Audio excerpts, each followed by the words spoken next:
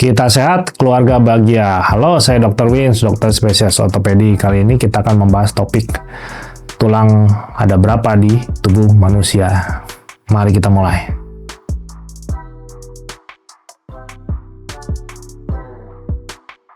Tulang adalah salah satu komponen dasar yang membentuk kerangka tubuh manusia.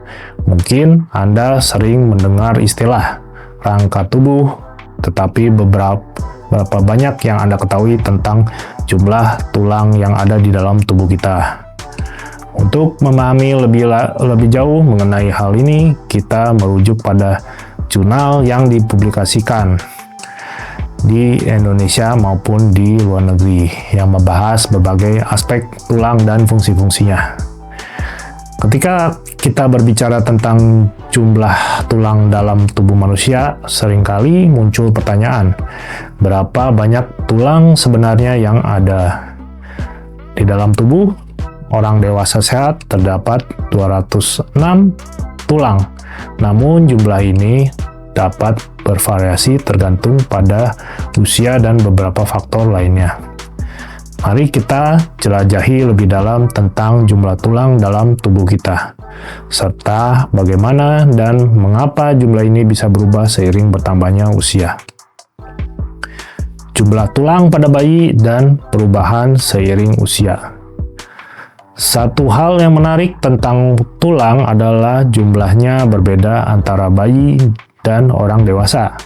Bayi baru lahir memiliki sekitar 270 tulang, tetapi saat mereka tumbuh, beberapa tulang akan menyatu untuk membentuk tulang yang lebih besar dan kuat. Proses ini disebut osifikasi, di mana tulang rawan dan tulang kecil yang ada pada bayi berkembang menjadi tulang padat. Proses penyatuan tulang ini terjadi secara bertahap, sehingga akhirnya jumlah tulang pada orang dewasa berjumlah 206. Salah satu contoh perubahan ini terjadi pada tengkorak bayi. Tengkorak bayi terdiri dari beberapa tulang yang terpisah oleh jahitan. Jahitan ini memungkinkan tengkorak untuk sedikit bergerak saat bayi lahir, sehingga dapat mempercepat proses persalinan. Seiring pertumbuhan bayi, tulang-tulang ini akan menyatu dan tengkorak akan mengeraskan menjadi satu bagian yang utuh. Klasifikasi tulang dalam tubuh manusia. Berdasarkan bentuk dan fungsinya, tulang dalam tubuh manusia dapat diklasifikasikan menjadi beberapa kategori. Klasifikasi ini membantu kita memahami fungsi dan perannya dalam keseluruhan kerangka tubuh. Secara umum, tulang dibagi menjadi 4 kategori utama: tulang panjang, tulang pendek, tulang datar, dan tulang tidak teratur. 1. Tulang panjang. Tulang ini umumnya lebih panjang daripada lebar, seperti tulang paha, yaitu femur, dan tulang lengan, yaitu humerus. Tulang panjang berfungsi sebagai penyangga utama tubuh dalam bergerak dan mendukung berat tubuh. Kedua, tulang pendek. Tulang ini memiliki bentuk yang hampir sama dengan panjang dan lebarnya, terutama tulang pergelangan tangan, karpal, dan tulang pergelangan kaki, yaitu tarsal. Tulang pendek memberikan stabilitas dan dukungan sambil memungkinkan gerakan yang lebih fleksibel. Tulang datar.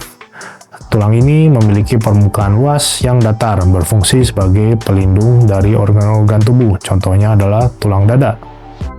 Tulang dada ya, sternum, dan tulang tengkorak. Tulang datar juga berperan dalam tempat melekatnya otot-otot. Kemudian 4. Tulang yang tidak teratur. Seperti namanya, tulang ini tidak memiliki bentuk spesifik. Contohnya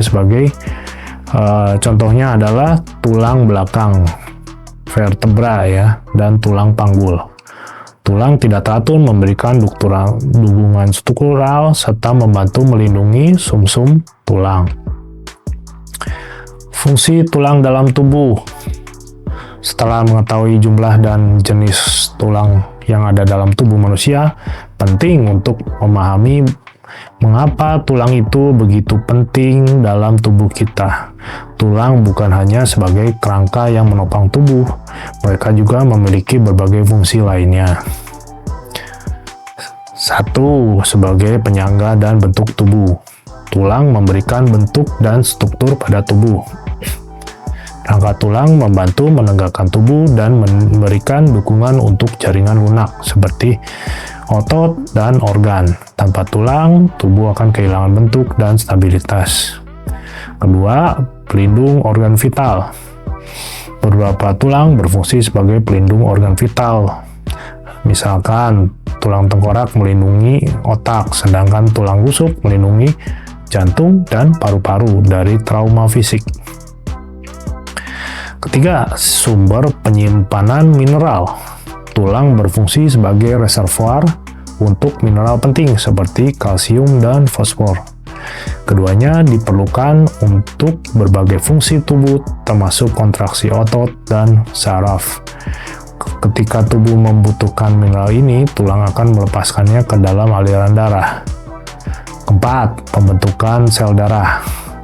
Di dalam sumsum tulang yang terletak di dalam tulang tertentu terjadi proses pembentukan sel darah. Sel darah merah yang mengangkut oksigen ke seluruh tubuh dihasilkan di dalam sumsum tulang. Ini menjadikan tulang memiliki peranan kunci dalam kesehatan darah dan sistem peredaran. Kesehatan tulang dan perawatan. Dengan meningkatnya usia, kesehatan tulang juga menjadi perhatian penting. Proses degeneratif seperti osteoporosis dapat mempengaruhi kepadatan tulang yang bisa menyebabkan tulang menjadi rapuh dan lebih rentan terhadap patah. Oleh karena itu, penting untuk melakukan langkah-langkah pencegahan agar tulang tetap sehat. Langkah awal dalam menjaga kesehatan tulang adalah dengan memenuhi kebutuhan nutrisi, khususnya kalsium dan vitamin D. Kalsium dapat ditemukan dalam produksi susu, sayuran hijau, dan ikan.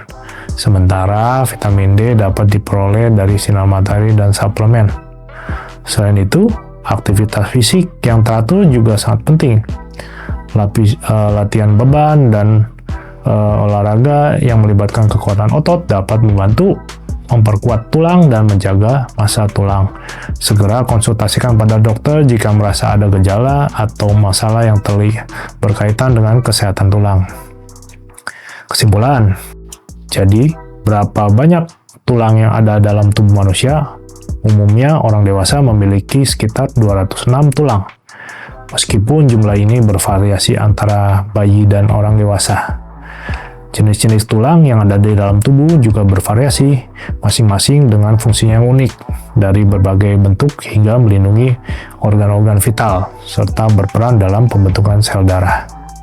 Mengetahui dan memahami pentingnya tulang, kita dituntut untuk lebih peduli untuk kesehatan tulang kita, dengan cara memperhatikan pola makan, rutin berolahraga, dan menjaga kesehatan lingkungan. Kita dapat memastikan bahwa tulang tetap kuat dan berfungsi sebagai mana mestinya sepanjang hidup kita. Mari kita jaga tulang kita karena mereka adalah fondasi hidup yang sangat penting bagi kita. Silakan tulis di kolom komentar. Saya Dr. Wins, spesialis ortopedi. Sampai berjumpa kembali di topik menarik selanjutnya. Kita sehat, keluarga bahagia.